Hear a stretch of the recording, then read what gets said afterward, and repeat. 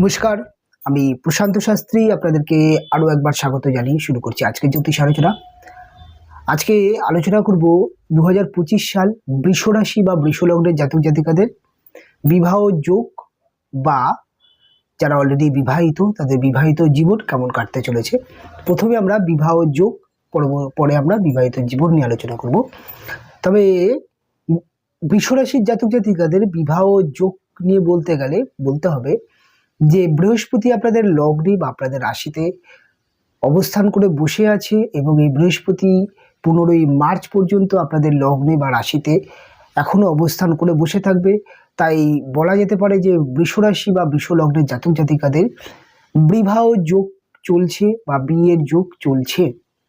এবার এখনো পর্যন্ত যে সকল বৃষ রাশির জাতক জাতিকাদের বিবাহ হয়নি, বিয়ের উপযুক্ত বয়স হয়ে গেছে কিন্তু বিবাহ হয়নি, বা বিভিন্ন রকমভাবে দীর্ঘদিন ধরে দেখাশোনা করছেন কিন্তু কিছুতেই কোনো রকমভাবে বিবাহ যোগ তৈরি হচ্ছে না, তাহলে কিন্তু আপনাদেরকে ধরে নিতে হবে যে আপনাদের নিজস্ব যে জন্ম ছক বা আপনাদের যেই জন্মকুষ্ঠিটি আছে সেখানে কোনো না কোনো রকমভাবে গ্রহগত অবস্থানের জন্য আপনাদের বিবাহিত জীবনে কোনো না কোনো সমস্যা তৈরি করেছে, কোনো না কোনো বাধা তৈরি হচ্ছে, বা প্লেট ম্যারেজ যোগ আছে, বা দশা অন্তর্দশা যেটি চলে আমাদের সেটা পারমিট করছে না, বা নানান কোনো না কোনো সমস্যা আছে। না হলে বিবাহ যোগ আপনাদের কিন্তু খুব প্রবলভাবেই তৈরি হয়েছে এই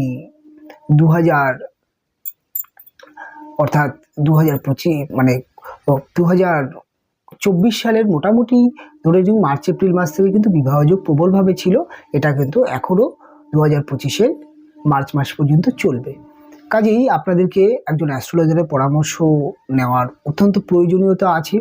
আপনারা ভালো একজন অ্যাস্ট্রোলজারকে দেখান, কেন হচ্ছে না, কি সমস্যা হচ্ছে, কি কারণে বিবাহিত জীবন বিয়ে হচ্ছে না বা বিয়ের যোগাযোগ আসছে না, এটা কিন্তু আপনাদেরকে দেখতে হবে না। এবং একজন অ্যাস্ট্রোলজার তিনি বলতে পারবেন কেন সমস্যা হচ্ছে, কি প্রতিকার করতে হবে, কি করলে ভালো হবে, আপনার জন্মছকে কি মাঙ্গলিক দোষ আছে, বা আপনার সপ্তমভাবে কোনো নিচস্থ গ্রহ অবস্থান করে বসে আছে। দেখুন, সপ্তমভাবে যদি নিচস্থ কোনো গ্রহ থাকে সেক্ষেত্রে বিবাহ আমি দেখেছি হতে চায় না, বা সপ্তম ভাবের যে অধিপতি গ্রহ অর্থাৎ আপনাদের জন্য সপ্তম ভাবের অধিপতি গ্রহকে মঙ্গল যদি কোনো রকমভাবে দ্বাদশভাবে বা কোনো রকমভাবে অষ্টমভাবে, বা মঙ্গল যদি কোনো রকমভাবে পাপপীড়িত হয়, বা মঙ্গল গ্রহটিও নিচস্থ হয়ে যায়, বা মঙ্গলের সাথে শনি মঙ্গল যোগ তৈরি হয়, বা বিভিন্ন কিছু আপনাদের জন্মছকে তৈরি হয়, সেক্ষেত্রে কিন্তু আপনাদের বিবাহ হবার ক্ষেত্রে সমস্যা হতে পারে। তাই বারবার একটা কথা বলবো যে আপনারা অবশ্যই একজন ভালো জ্যোতিষের পরামর্শ নিন, দেখুন কেন সমস্যা হচ্ছে। তবে 2025 সালে একটা বিবাহ যোগ আপনাদের আবারও তৈরি হবে। মার্চ পর্যন্ত একটি যোগ থাকছে, তারপরে আপনাদের রাশির সেকেন্ড হাউসে বৃহস্পতি অবস্থান করবে। তখন আপনাদের রাশি থেকে যখনই 15 মার্চের পর থেকে বৃহস্পতি বেরিয়ে যাবে, সেকেন্ড হাউসে চলে যাবে অর্থাৎ মিথুন রাশির ঘরে চলে যাবে, তখন আপনাদের বিবাহ যোগটা কিছুটা বাধা ক্রিয়েট করবে, বা বিবাহ যোগটা বাধা চলবে না। এইবার এই বিবাহ যোগটা তৈরি হবে আবার অক্টোবর নভেম্বর এই সময়টা, কেননা ওই সময়টা দেখা যাবে যে বৃহস্পতি গ্রহটি আবার বক্রি হচ্ছে। বৃহস্পতি গ্রহটা বক্রি হয়ে আপনাদের রাশির দিকে বা আপনাদের লগ্নের দিকে মানে প্রভাব দিতে শুরু করবে, কারণ বক্রি গ্রহ সবসময় তার পেছনের ঘর বা তার আগের ঘরে একটি প্রভাব দিয়ে থাকে, অর্থাৎ আবারও আপনার রাশিতে বা আপনার লগ্নে বৃহস্পতির প্রভাব ওই সময় পড়বে। কাজেই ওই সময় আপনার কিন্তু আবারও একটা বিবাহ যোগ তৈরি হবে। এবার আপনাদের যারা বৃষ রাশির জাতক জাতিকারা আছেন তাদের বিবাহিত জীবনকে নিয়ে বলি। বিবাহিত জীবনের ক্ষেত্রে বৃষ রাশির জাতক জাতিকাদের দেখা যাচ্ছে যে এই বছরটা আপনাদের মে মাস পর্যন্ত বিবাহিত জীবন সংক্রান্ত কিছু সমস্যা থাকছে, যেটা ছিল, যে সমস্যাগুলো ছিল সেই সমস্যাগুলো থাকছে। কেননা রাহুর একটি দৃষ্টি, রাহুর পঞ্চম দৃষ্টি আপনাদের সপ্তম ভাবে ছিল। আপনাদের বিবাহিত জীবন থেকে নানান সমস্যা, নানান অহেতুক কারণে সমস্যা, সন্দেহ কে কেন্দ্র করে বা আপনাদের ম্যারেজ লাইফে মানে বিভিন্ন দিক থেকে সমস্যা আসছিল। এবং এই সমস্যাগুলো আপনাদের বিবাহ বিচ্ছেদ বা বিবাহিত জীবনে বিভিন্ন রকম সমস্যা তৈরি করছিল। তবে রাহু যখনই 31শে মের পর থেকে আপনাদের রাশির একাদশ থেকে আপনাদের রাশির দশম স্থানে চলে আসবে, অর্থাৎ অবস্থান করবে, তখন কিন্তু দেখা যাবে যে আপনাদের বিবাহিত জীবনের জায়গাটা অনেক বেটার হয়ে যাবে, অনেক ভালো হয়ে যাবে। যে ধরনের সমস্যা ছিল সেই সমস্যাগুলো কেটে যাবে।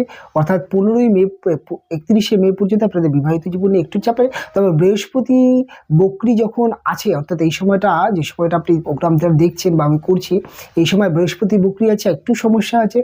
তবে আশা করা যায় যে ডিসেম্বর বা জানুয়ারি পর থেকে বিবাহিত জীবনে কিছুটা স্থিতিশীলতা থাকবে। তবে মাঝে মাঝে সমস্যা আসতে পারে। যখনই রাহু আপনাদের দশমভাবে গোচর করে চলে যাবে 31শে মের পর থেকে, অর্থাৎ কুম্ভ রাশির ঘরে যখনই রাহু চলে আসবে, তখনই আপনাদের বিবাহিত জীবনের সমস্যাগুলো কেটে যাবে। যে সমস্ত সমস্যা নিয়ে দীর্ঘদিন ধরে বিবাহিত জীবনের সমস্যা চলছিল, অনেক সময় দেখা যাচ্ছিল বিবাহ বিচ্ছেদ বা নানান সমস্যার, অনেক সময় মতপার্থক্য হচ্ছিল, অনেক সময় বন্ডিং প্রবলেম হচ্ছিল, আপনার ওয়াইফ বা আপনার হাজব্যান্ডের মধ্যে একটা চঞ্চলতা দেখছিলেন, তার মধ্যে একটি অন্যরকম চরিত্র, তার মধ্যে একটু খিটখিটে, তার মধ্যে একটু মানে অতিরিক্ত বাইরে যাবার বা বাইরের দিকে মন চলে যাচ্ছিল, বা বিভিন্ন দিক থেকে সন্দেহ প্রবণতা হতে পারে, বা এক্সটার্নাল অ্যাফেয়ার্স, এই ধরনের রিলেশন যখন থেকেও অনেক সময় এই রাহু সমস্যা দিয়ে থাকে। তা আপনার হাজব্যান্ড ওয়াইফের শারীরিক সমস্যা চলছিল, পেটের সমস্যা চলছিল, এই ধরনের সমস্যা যখন, এই সমস্যা থেকে কিন্তু অনেকটা রিকভারি হয়ে যাবে, বিবাহিত জীবন অনেক অনেক বেটার জায়গায় চলে যাবে। তবে আশা করা যায় আপনাদের রাহুর যে ট্রানজিট 31শে মের পর থেকে বিবাহিত জীবন অনেক ভালো হবে। তবে যদি কোনো সমস্যা 31শে মের পর থেকে বিবাহিত জীবনও দেখছেন, তাহলে আপনারা মাথায় রাখবেন আপনার জন্মছক বা আপনার যিনি হাজব্যান্ড বা ওয়াইফ, তার জন্মছকে কোনো না কোনো সমস্যা হচ্ছে, যার জন্যে এই ধরনের সমস্যা, বা কোনো নেগেটিভ দশা অন্তর্দশা চলছে, বা কোনো না কোনো সমস্যা হচ্ছে। তাহলে কিন্তু জ্যোতিষের পরামর্শ নিন, ভালো গাইডলাইন্স নিন, তিনি আপনাকে বলতে পারবে কি করতে হবে, কি করতে হবে না, কি প্রতিকার নিতে হবে। আর আপনি জ্যোতিষের পরামর্শ নিন, দেখবেন আপনার বিবাহিত জীবনের সমস্যাগুলো অনেকটাই রিকভারি হয়ে যাবে। তবে অনুষ্ঠান এখানেই শেষ করব, ফিরে আসবো পরবর্তী অনুষ্ঠান নিয়ে। আপনারা ভালো থাকবেন, আপনারা সুস্থ থাকবেন, দেখা হবে পরবর্তী অনুষ্ঠানে।